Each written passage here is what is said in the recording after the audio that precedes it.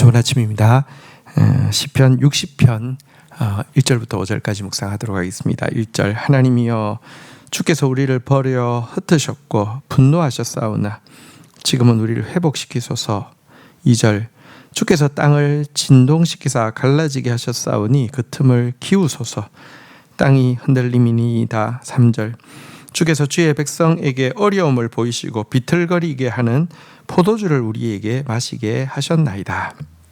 자, 이 시는 언제 쓰여졌는지 이 표제에 보면 나와 있습니다. 다윗이 교훈하기 위하여 지은 믹담, 인도자를 따라 수산 에도스에 맞춘 노래, 다윗이 아람 나하라임과 아람 소바와 싸우는 중에 요압이 돌아와 에돔을 소금 골짜기에서 쳐서 12,000명을 죽인 때에 이렇게 되어 있는데요. 다윗이 이제 왕이 되고 나서 이스라엘이 뭐랄까요, 주위에 이제 둘러싸여 있는 대적들로부터 완전히 벗어나는 일들을 가지게 됩니다. 제일 먼저 오랜 라이벌이었고 많은 고통을 끼치던 블레셋을 이제 완전히 이제 블레셋의 통제에서 벗어날 뿐만 아니라 도리어 이제 블레셋을 이렇게 이제 그 지역에 이제 그 포스트를 세워서 이제 그 지역을 통제할 정도가 되어지고요. 사방에 있는 대적들의 국가를 하나하나 정벌해가는 과정 가운데 이제 북쪽에 있는 큰 세력인 아람과의 전쟁을 하고 있었습니다. 근데 갑자기 남쪽에서 에돔이 기습 공격을 해 왔던 것입니다. 그래서 백성들을 약탈하는 이런 일이 생기게 되었습니다. 지금 아람과의 전쟁이 크기 때문에 다윗이 그곳에 있었기 때문에 직접 갈 수도 없고요. 그래서 그의 장군인 요압을 따로 빼서 지금 이제 이 에돔과의 전쟁을 위해서 이렇게 보낸 상태에서 이 시를 쓰게 된 것입니다.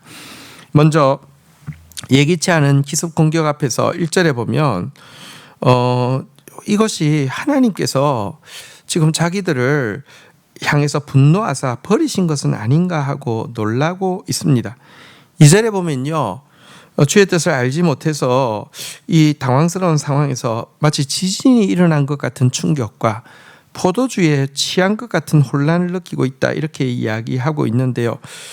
전쟁이 많았는데 왜 이렇게까지 느끼느냐? 이유는요, 그가 왕이 된 이후에 지금 사실은 하나님께서 전쟁하라고 하면 전쟁하고, 전쟁하라고 한 곳에 전쟁하면 항상 승리해서 이렇게 하나하나 순차적으로 이렇게 대적들을 이렇게 이제 제압하고 북쪽에 있는 큰 세력과 전쟁하고 있는데, 불쑥 자기 왕이 된 이후에 처음으로 이렇게 기습 공격을 받게 되고 두 개의 전선에서 싸우게 된 일이 이게 뭔가 하나님 앞에서 자기가 범죄한 것이 있는 것은 아닌지, 하나님께서 혹시 이스라엘 안에 분노하고 계신 부분은 없는지, 이런 생각 때문에 지금 하나님께서 우리를 향해서 분노하시는 것.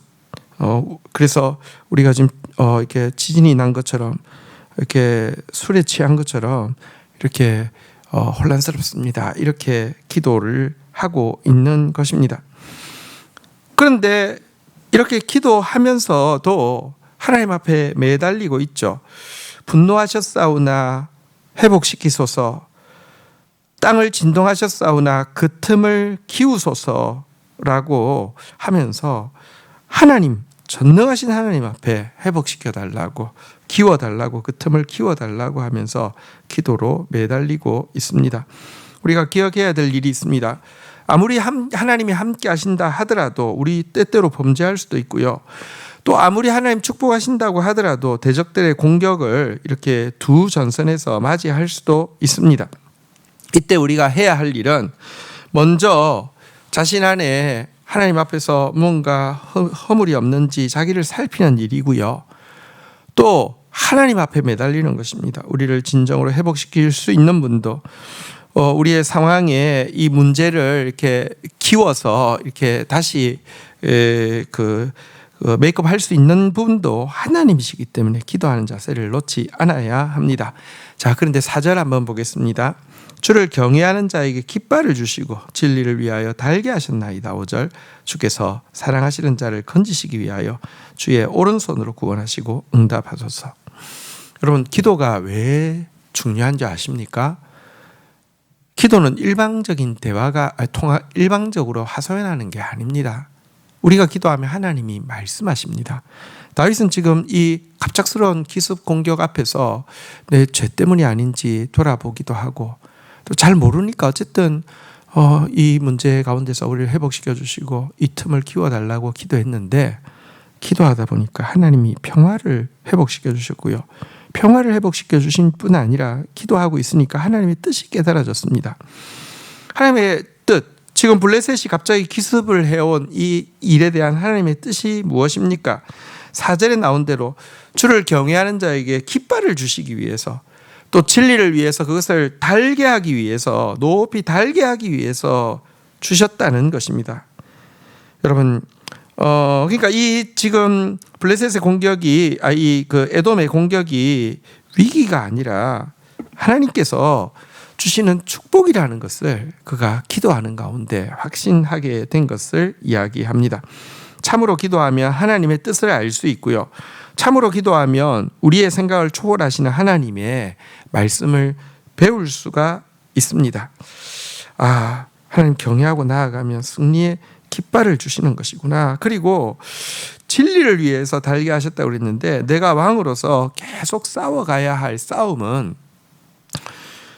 지금 이후로도 계속 진리의 싸움을 하는 것이어야 하는구나. 여러분, 기독교의 싸움은 진리의 싸움입니다. 진리의 싸움이란 여러분 이렇게 성경책 들고 싸우면 진리입니까? 과거 십자군이 깃발에다 십자가 그리고 나가서 막 살육하고 학살하고 약탈하고 이게 진리를 위한 싸움입니까? 아닙니다. 진리를 위한 싸움은 정말 여러분 우리가 가지고 있는 최고의 진리가 무엇입니까? 십자가의 도잖아요. 그죠? 자기를 부인하고 하나님의 뜻에 순종하고 하나님이 하라고 하시는 대로 하는 것, 그게 진리의 싸움이잖아요. 그죠?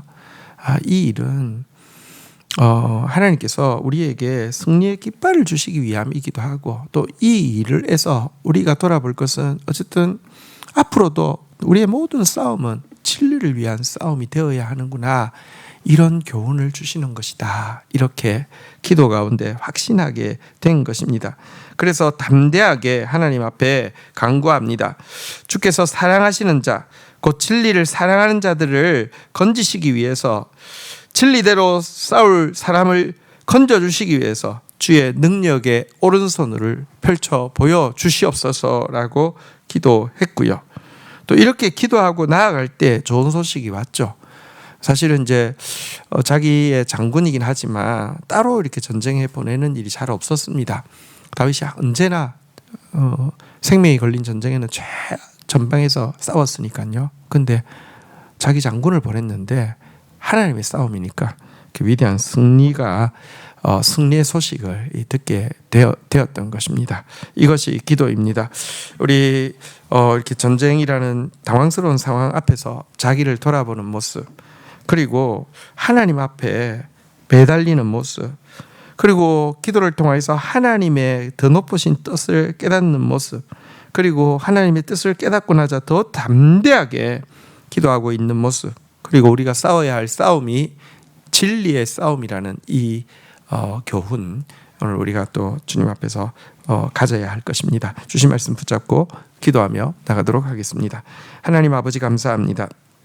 다윗이 어려운 일을 예기치 못한 대적의 공격 앞에서 제일 먼저 자신에게 알지 못하는 죄가 있는 것은 아닌지, 이스라엘 안에 하나님 분노케 하는 문제는 없는지 돌아보고 있는 겸손한 모습을 봅니다.